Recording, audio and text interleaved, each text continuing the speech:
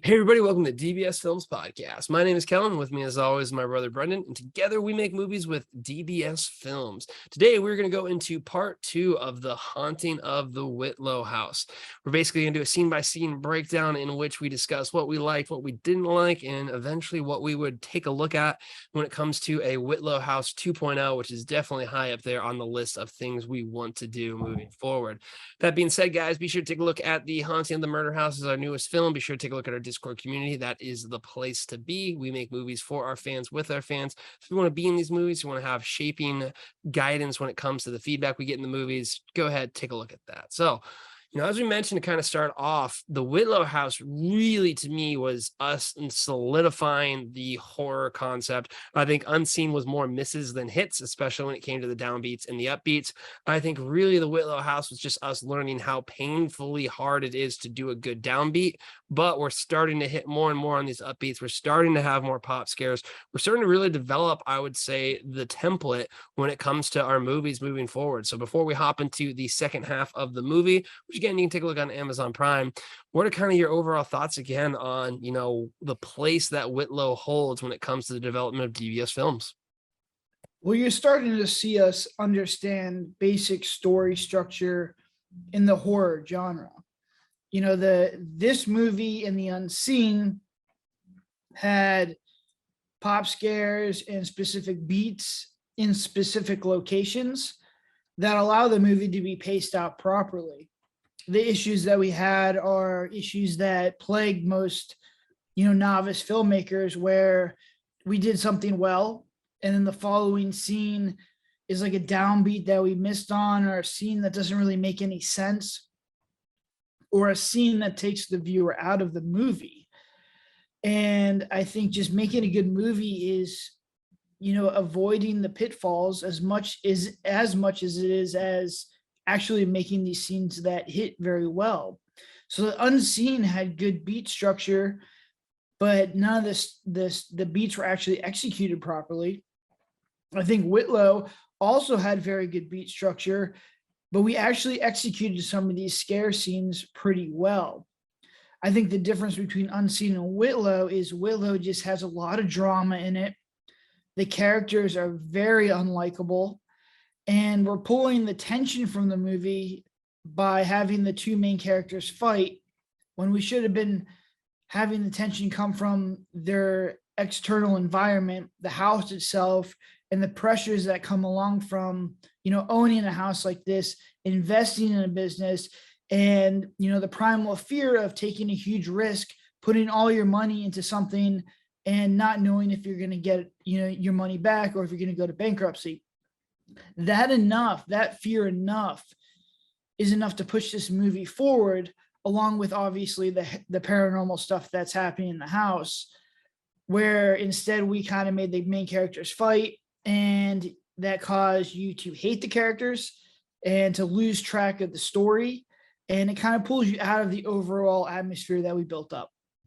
Yeah, I think that's a great point. And, really it's something that ends up happening a lot, where the tension is misplaced when you only have very few people to kind of, bounce off who's the negative one.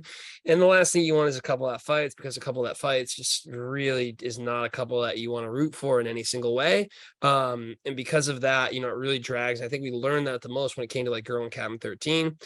So again, it just takes a lot of time, a lot of experience, but I think you really summed it up well there with some of the overall and major issues there. So to pick up, we just had our lock-in scare, which again was really good. We have Kate, who is waking up very tired again in the morning. And on top of that, we have another amazing scene in the sense of them fighting. So exactly what we're talking about. Basically, Tyler, again, in my opinion, the worst DBS boyfriend there is, he ends up saying, hey, I just spent money on a psychic, Penny Vanderbilt, to come on out here and basically do promotion. I love Penny Vanderbilt. I think it's a fantastic character that we did there. But before we hop into that scene, let's just really highlight why it's such a downer, because literally all they're doing right now is fighting and fighting and fighting. So we literally pick up, this is probably one of, just another scene there. Kate's tired, she's raising her voice, and we try and do tension with the two people hating each other. And I mean, think about it. Anytime you're like, a third wheel and a couple is fighting, is that a fun experience that you're at? Is that something that is enjoyable or engaging? And I think when you don't have any other outlet and this is just kind of how they're behaving, you're not rooting for this couple. You're just kind of like, gosh, they should break up and just not even do this house. So, what are kind of your thoughts on, again, why that is one of the biggest issues that we have and why it's a huge issue when it comes to just, indie filmmaking in general? Well, it's also their motivations are off right now. Because yes, it's a financial issue, but they both should be feeling the stress of that. Tyler doesn't really care, which is makes you hate him because he's being irresponsible. And Kate is coming off so aggressively. You don't like her because she's being mean to this guy. When if we're to do this again, you know that both of them are feeling the financial pressure, but having a psychic come in to market the place should give them the opportunity to make more money. So they both should like this idea. And then when it gets into like a little nitty gritty, a little bit more detail, Tyler obviously wants it because he, wants to make as much money as possible. But Kate, I think her motivation would be a little bit different, where she's starting to feel that there's some kind of presence in this house. Weird things are going on. And maybe she has a little bit more belief in the paranormal than Tyler does. So she's kind of welcoming this psychic in to say, hey, I think something's going on here, or at least I have a feeling that something's going on here. Can you confirm this? So I think those dynamics make a much more interesting scene. And I think you're taking out the tension through the characters and you're building tension to see like, oh, what is this psychic going to, find? So now the attention of the scene is on the psychic as opposed to both of them fighting. And I think you just get a much better scene. You could build a little bit of lore. You introduce a really cool character and you kind of confirm what, the viewer is suspecting, that there's something evil in this house. This is a confirmation that something bad is living in this house. And now your life is in danger. So you have financial pressure, you have time pressure, you have family pressure, and now your life is in danger. So that's just probably the biggest pressure because nobody wants to die. I think at this point, if you just change a few little things, you have all the tension you need to keep this movie going from here all the way to the climax. Yeah, I really think, as you mentioned there, it is one of those cases where the tension was just put incorrectly in that couple. And if you applied it from outside sources, it would be a completely night and day system. It would allow for a lot smoother action. And that's, to me, is the biggest issue with this movie. So that being said, as I mentioned, I love the psychic scene. I love it. I think one of the great things with side characters is it allows them to be just way more out there. And I think as a horror movie, you always want to have a good character that's kind of out there a little bit. And I think Penny does a fantastic job. I think the motivation of money and then her basically snapping out of it when she finally feels something real, I think that's always a fantastic turn. I just love it. So you want to talk about in detail, just kind of how side characters can bring a little bit of zest to the movies. You see it all the time in horror tropes, but then also, I'm a huge fan of fake, not fake. I think that's really, really cool. And I think it hits home when you have this person putting on an act and then, maybe they are psychic, but maybe they understand that, hey, being a psychic doesn't necessarily pay the bills. So you have to put on an act, but then they can justify it by being like, no, this is actually really serious. And I remember when we wrote this scene, we were always really excited about it too. So it is one of my, more favorite scenes when it comes to the movie. Yeah, I mean, I think we did well. The actress who played Penny did a great job. I thought it was engaging. You had multiple cuts. You had the little cell phone thing going on. You had Kate like not liking her, which was just adds to her character being kind of complaining. So for the most part, I think we did well. I think looking back on this scene, this is where you have to decide what kind of movie you're making. And I originally wanted, this Whitlow, I'm a fan of the 70s, 80 horror movies. So they have a little bit of cheese to them. You have characters like Penny in there. They're a little bit more lighthearted. And so that's what we were going for. And I think we pulled it off. I think if I were to remake Whitlow again, I'd really go with a more darker, more realistic tone to it.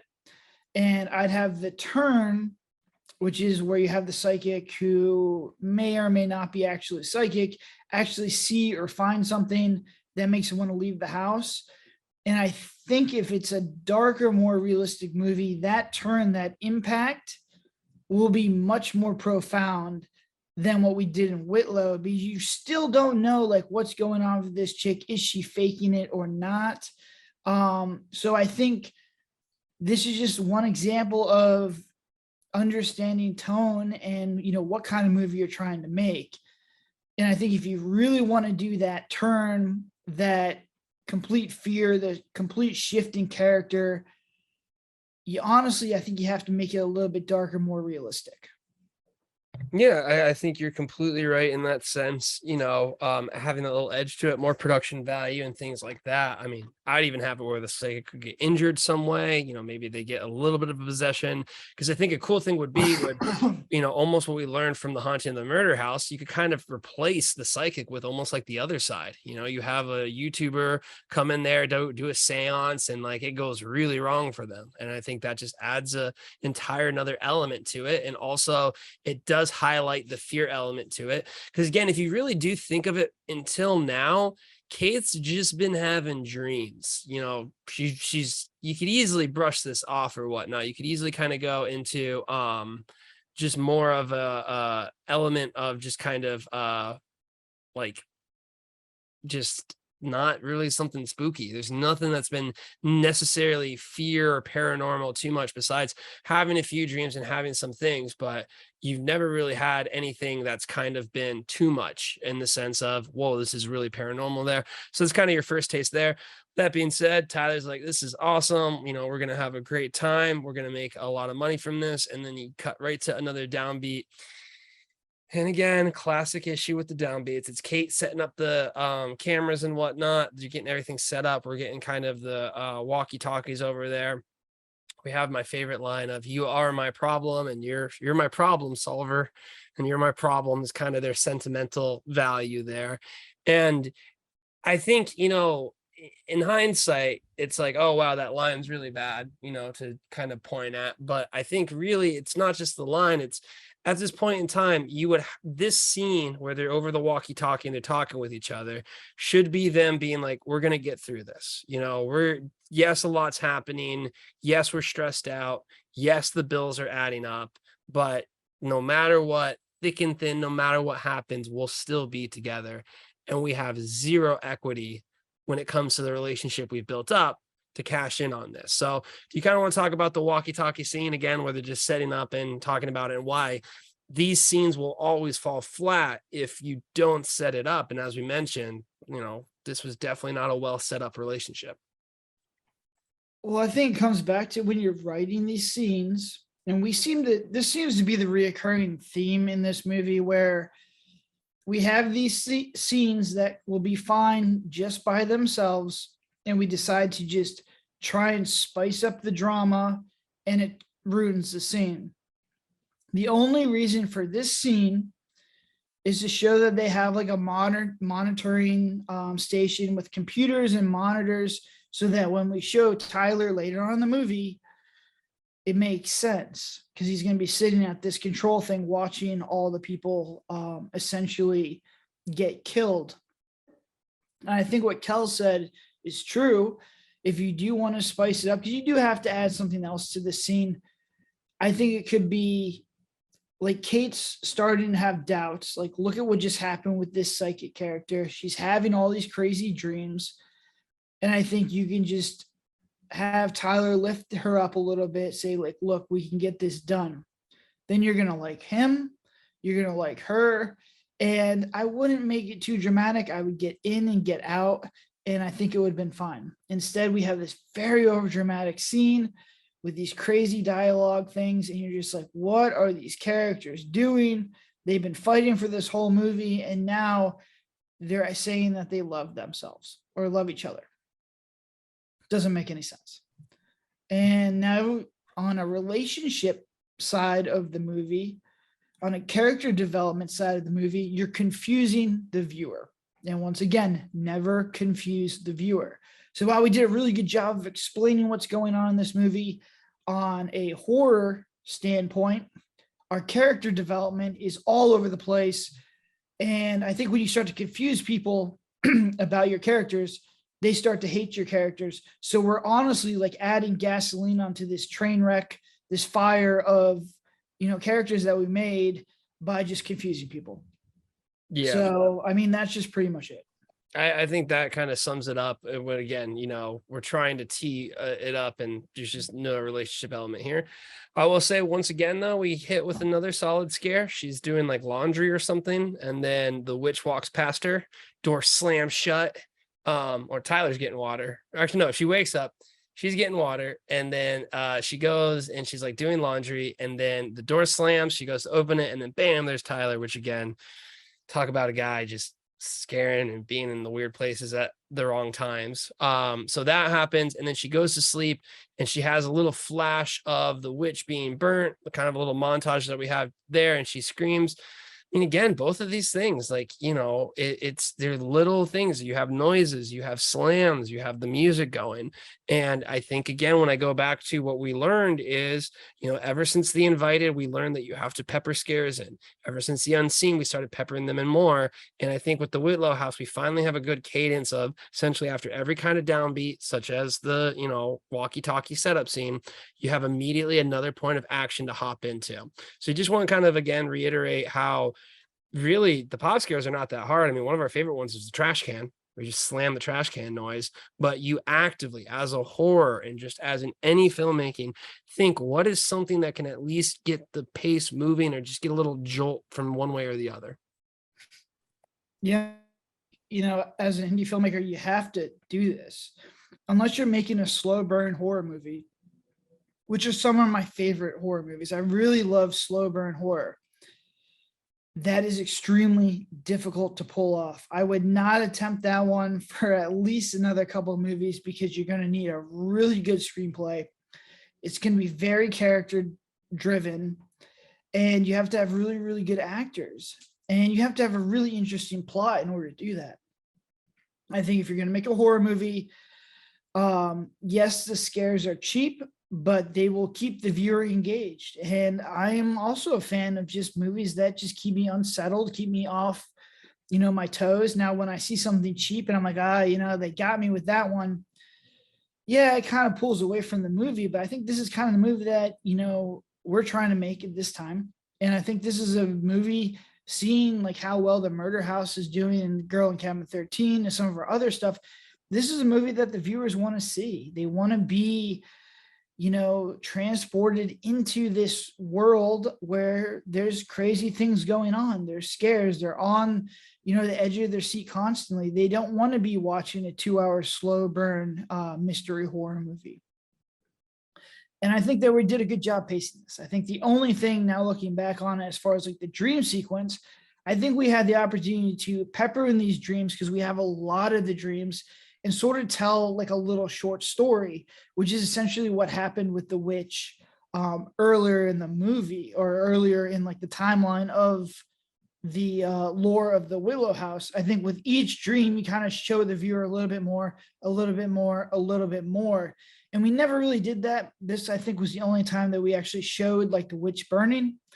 But I think now looking back on it, that would have been really cool so that you're kind of building this dream sequence mystery kind of thing as you go throughout the movie, which just allows you to build your lore. It keeps your audience engaged because you're building mystery.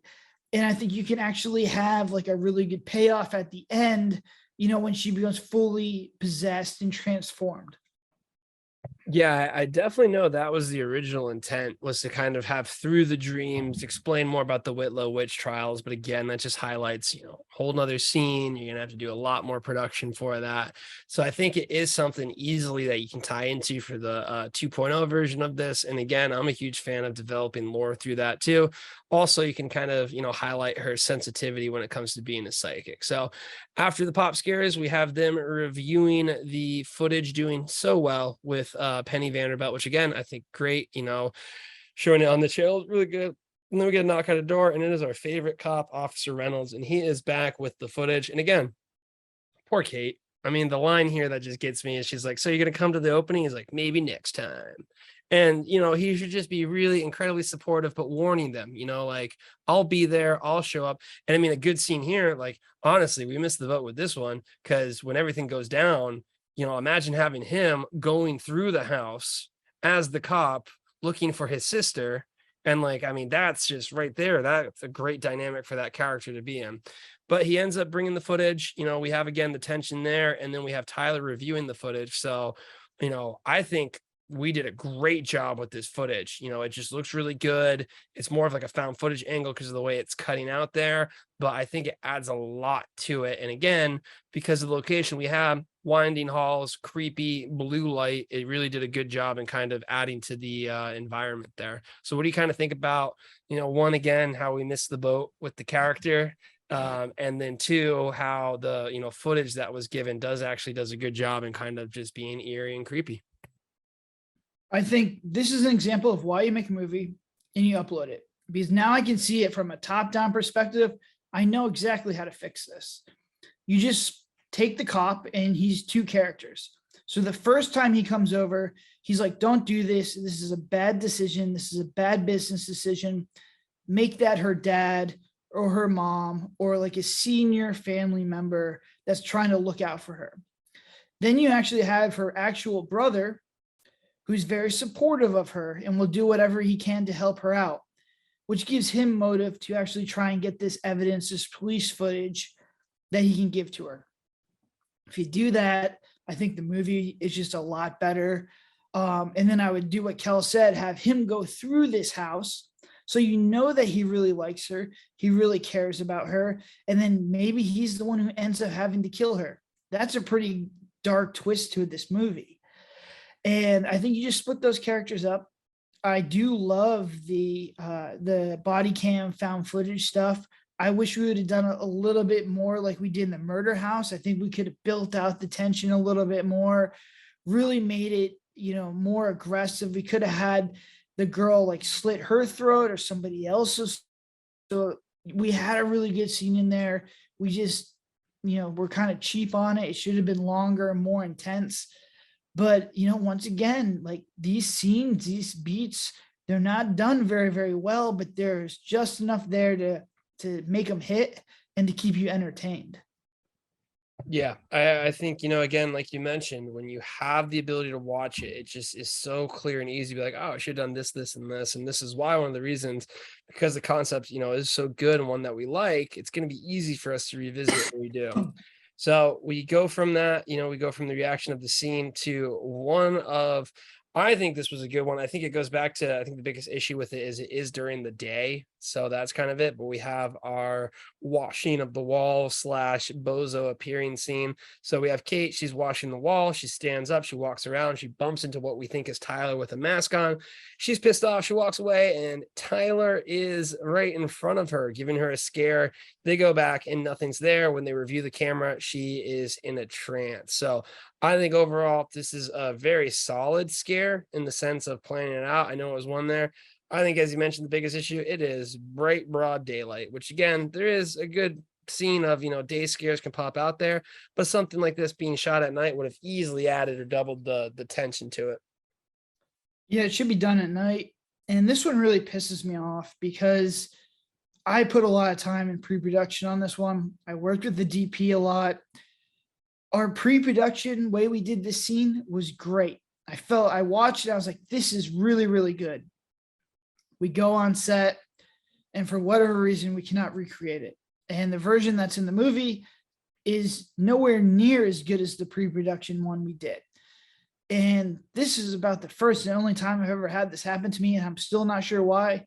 But the pre-production scene that we did was much better than the one that was actually in this movie. I think that I actually saw this is like the second time we did it. I think earlier in the shoot, we did it and I watched and I was like, this is terrible. This is not what we did in pre-production. We tried to do it again and we still didn't do it as well as we did in pre-production. Probably a communication issue with me and the DP. But I mean, it just comes down to if you're doing stuff in pre-production, you got to execute. There should be no reason why the movie is not as good as pre-production. But I mean, I can't get too mad at myself because I actually tried to do it in pre-production. We did it. So we actually got that done. So I think, yes, if it's at night, I think it's a better scene. If it's shot better, I think it's a better scene. And I think it's kind of like drawn out with him moving around and stuff. The tension really wasn't there, whether that's just the fact that it was daylight, I don't know. But I think if this scene was done inside the haunted house and I think she's walking around, I think going through different rooms with different creatures in there after seeing something move would have just made it just a much better scene. Yeah, no, I definitely agree. I mean, anytime we have a scene that is in the house, it is, or in the haunted house, is really good. So then this leads to our blow up. And again, this is where, like, completely wrong approach there. Kate's like, I got to get out of this house. I'm literally losing my mind. And Tyler's like, you cannot leave. You are the opening act, which again, we do want to have this tension and you do need to kind of have this element there, but you already hate this couple so much. And again, to have them do this and to have them fight like this, that being said, I think you can easily find a different tension point or something like that. Maybe is that senior family member or something like that. Maybe he's like, if you do this, like, I'm not going to save you, or like some other tension point or moment there. But I mean, you just have Tyler yelling at her, which again, it's not going to do any credits for them in the sense of growing forward. So I thought it was a very well acted scene. And I think what ends up happening is an issue. And the reason why we add so much tension into this scene is because it makes it interesting. If you have people yelling, you have people screaming, you have people doing this, it's interesting. It's not boring, but you lose credibility when it comes to the character development. So what are kind of your themes or your feelings on the whole? You can't leave, you're the main act scene. So I think the way to fix this, instead of having them yell at each other, I'd have that character, the senior family member, come back in. And just for example, I'd have the dad, and he could see that she's mentally fatigued, that she's physically fatigued. And maybe he offers her like an out. And he's like, hey, I will give you a loan, or I'll give you some money to just, as long as you just like leave this project, you try and flip it or do something with it. And then she decides to stay. And I think this is crucial. Right now, that character, the Kate character, is a reactionary character. And she's passive. And this is a problem in your movies. And I see it a lot in our movies, but it's also, an indie mistake. Don't have passive characters. She's not doing anything to change anything in this movie. Everything is just happening to her and she's reacting. So it's hard to root for her if she's not doing anything to make this situation better.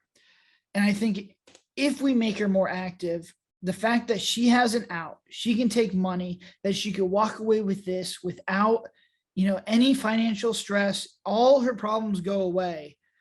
But if she does that, she's a failure in the eyes of her father, that he doesn't trust her enough, doesn't think she's competent enough to make this business work. And I think deep down, her motivation, that bothers her. Like her core motivation would be like, listen, I want to run a successful business. I want to prove to you that I can run a successful business. I think that's a much better plot line. And then it's her actively choosing to stay in this house with her husband on opening night. Just makes it a better movie. It makes me root for her because we're all like looking for validation at some point in our lives. And it's also her making the final deadly choice to stay for the climax. Yeah, I think that, we talk about it a lot. You do want to have that critical no going back moment. And the hard part with it is you need to establish to the audience that it's reasonable to do that. And we definitely missed the boat just because, again, we only have Tyler and Kate doing it, and they sacrifice a relationship, which is already bankrupt when it comes to credibility. Now we cut to the painting scene, which kind of mixed thoughts here. I know, like, a big thing we wanted to kind of push was that you have to say Tole Enamame Iam to like kind of kick off the possession phase. So we basically have that. And then also, I know this was something that you had mentioned before that I completely agree with. We only really have one scene of the bills mounting up, where that would be almost kind of the external pressure. I think you'd have like a banker calling him, you'd have someone like maybe saying like, hey, like, we need payments here. I'd have basically something probably happen where like, while they're going through the house, they might need to have like another $20,000 expense. So like the money they were using to pay it off, or maybe the grand opening gets delayed by a point in time. So you really kind of feel the crunch, but really the only pressure that you feel here, while she's painting, becoming possessed, you have Tyler just kind of briefly looking over things, but that's the only real mention you have. Again, as you mentioned, Kate's worried about it. Tyler could care less. And this is the one scene where Tyler's kind of just like putting his hands on his head, like, oh, look at all my bills. Final notice. So I think we really look to up the ante when it comes to this. But overall, again, like we mentioned, it sets the tone. It's kind of that scene, and it's kind of the blueprint that we would stick to when it comes to developing the movie. Yeah, I think looking back, and I think this scene comes from just having experience. If someone came to me with this script with this scene in it, my first question would be, does the actor have the ability to actually paint something like on a canvas? And if the director says to me no, I'd scrap the scene, because I think this scene is much more impactful if the actor, in this case, or Kate, has the ability to draw something crazy, like super messed up on this wall, not just painting a wall with a dry roller. I don't think that's spooky. I don't think it's creepy. I think the person actually has to get possessed and draw something crazy. And they don't, like, we just didn't have a talented person to do that. So I would scrap this scene. I think you should show that she's possessed another way, a better way. That being said, I think like the painting possession scenes, I've seen them done in other movies. I think they're scary. The fact that you can kind of go into a trance and paint something and come out of it is super, super primal fear. Like, that is super scary. You just have to have set direction and someone that could paint this, or an actor that could paint so it looks realistic and it looks good. If you don't have that, if you're not 100% sure that you can pull that off, scrap the scene. And I think this is a big time indie problem where they have an idea for a really cool scene. They just don't have the budget or the technical skills to actually pull it off. And it becomes really watered down and it hurts your movie when you could just slid something else much easier in there and your movie would have been much better. Yeah, I mean, definitely is a scene where, looking back, we could kind of go one or the other, but I think, yeah, painting, I mean, I think that's an assumption that we had before too, was like, if you imagine you can't paint and then you pass out and you paint this crazy witch burning scene, I think was what we were looking at. It really amps up to it. So then from there we have just a perfect example of their relationship, with her doing her makeup and like not talking to Tyler and just giving him like the cold shoulder. At this point, she is possessed. And really, I would say, for what we had, which again, we had a pretty good location, I think we did a really good job in tricking that it was a haunted house. Just from the montage of the cars pulling up, everything was close. We had the clown outfit pulling in. We had Garrett with Leo doing an amazing job there. You have Tyler on the radios, but I mean, for what we actually had, it does feel like a haunted house, and we were able to kind of corridor through it. We did have to do a pickup for when things got there. So before we talk about the pickup, let's just go ahead, talk about them getting there, the arrival, everything. I think we did a really good job for our limited production. I mean, that's the name of the game when it comes to indie film, tricking people to think you have a lot bigger budget than you actually do. Yeah, I mean, just going back to the painting scene and why it's actually a bigger flaw in this movie than what I thought. Because it just needed to be very clear that she's possessed, and I don't think that came across. So this is fine getting the people into this house, but something needs to happen in this house where it's very clear that she's possessed to hit you into the climax part of this movie. And I just don't think that happens, because you need to be, when all these people are pulling up, we're having this giant montage of all these people lining up. you have to be feeling, oh my God, if these people go into this house, they are going to die. And Kate is going to be the one to kill them. And we just never have that. So the dynamic right now, it doesn't feel like a climax. It just feels like, the movie's going. And I think that it just needed to be something more clear that, everybody's lives are in danger at this time. So then when you hit the climax, they're having opening night. A lot of people are going to die this night. Tyler may or may not die. And I think that having that extra tension will make it just a much better movie. And I think that, all this stuff was pickups. And I think we did a really good job. I think it looks good. We cheated a lot of stuff, which looks good. And I thought it was just well done. Yeah, it really is. It really is one of those things where basically, we were able to pull off that, but yeah, the setup's a little bit weak there. So to kind of, go into really one pickup that we had to do just because, we knew, hey, we're gonna have to set it up. So we basically took a space to convert it to a abandoned haunted house. We had some noises and things going on there, and then we had one special effect with like a throat slit.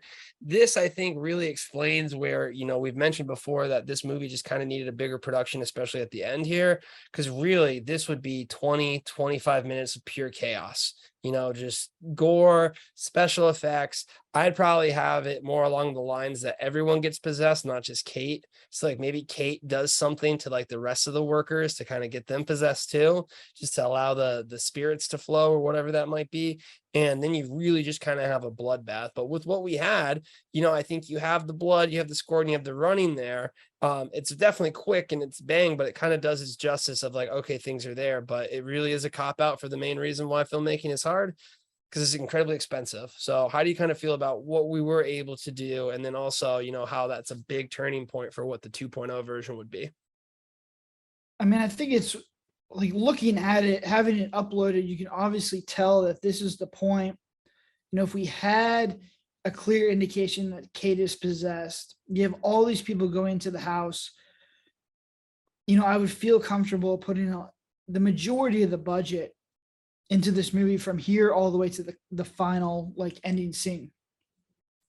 Because I think having this whole house come alive, not only do you have Kate like stabbing and killing people, but maybe the mannequins and the clowns, and then more people get possessed, like Kel says. I want a ton of people in there that cannot go backwards in a haunted house because there's so many people in there just getting gutted and killed for 15 to 20 minutes. I think that is what this needs. And I think you can shoot it really cool because you can shoot it cinematic. You can shoot it shaky cam. You could use people's cell phones in there. There's just a lot of cool, creepy different rooms that you could go into, and you can get creative with like different ways that people die. I think it'd be a really fun, sequence to shoot, but it's going to require like a very large budget to get this done. So this is right now the hesitation of making Whitlow 2.0 is how much money do you want to put into this to make this really good? Because you can go and make, put a ton of money in there and then miss on some other plots or some other story issues, or you can kind of just amp up the budget a little bit more Whitlow, but kind of miss on this sequence at the end. So this is my hesitation with Whitlow is, do you do it again with a lower budget, or do you just wait until you have the full budget that you need to really get this thing, to where it needs to go? Yeah, I think that is going to be the hesitation that we have. But with that being said, I know if we have a budget, I mean, this thing's solid. This is definitely going to be the way to do it. That being said, we had to cop out there just for the indie reasons. But I think, Tyler at the end walking through, going through the corridors, going through the different lights, tension is really, really good. And then when you get to the finale where, Kate's there possessed, the stab, and then the, unalive of herself is really good too. I think, for what we had and what we could do, again, it's just kind of missing, like you said, the production of the people and the time of it going wrong for the guests. And then you make your way through it. As we mentioned, I think it could be I mean, now that I'm looking at it, I'd probably have Kate kill her brother if we're having him as a cop. Like maybe he pulls the gun on her, but he can't shoot Kate. It's his sister. And then bam, she gets him. And then maybe Tyler goes in there and he gets it too.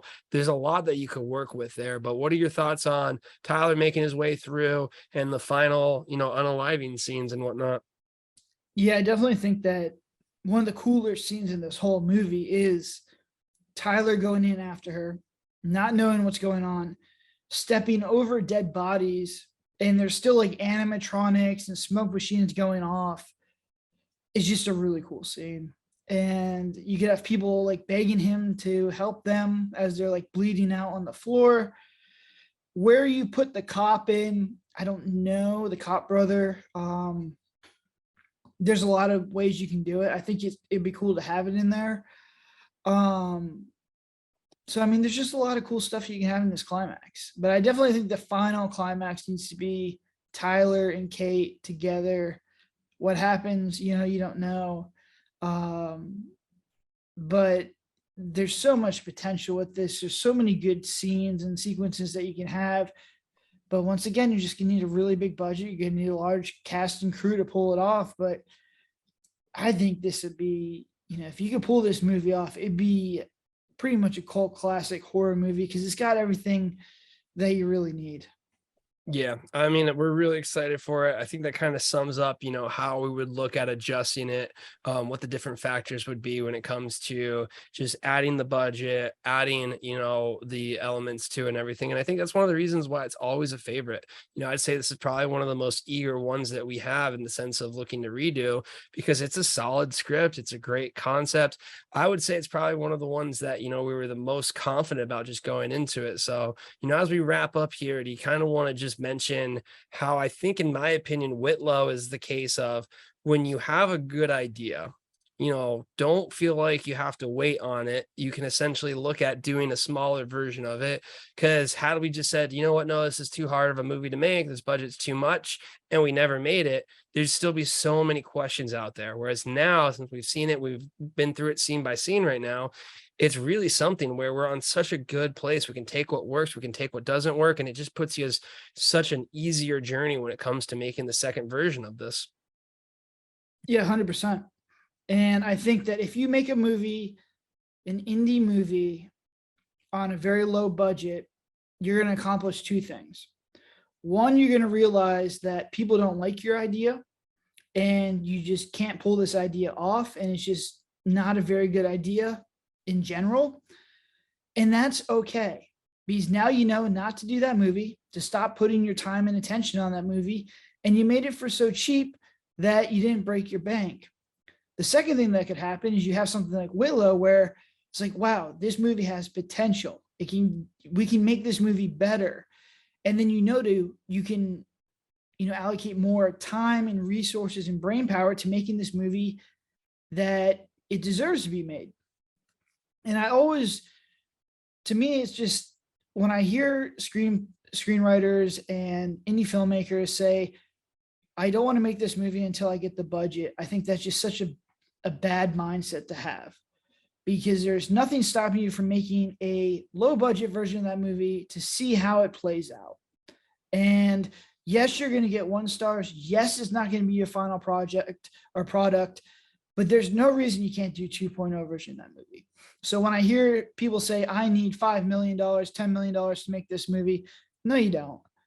Start off small and then, take a small little risk, make a minimal viable product and see how it goes.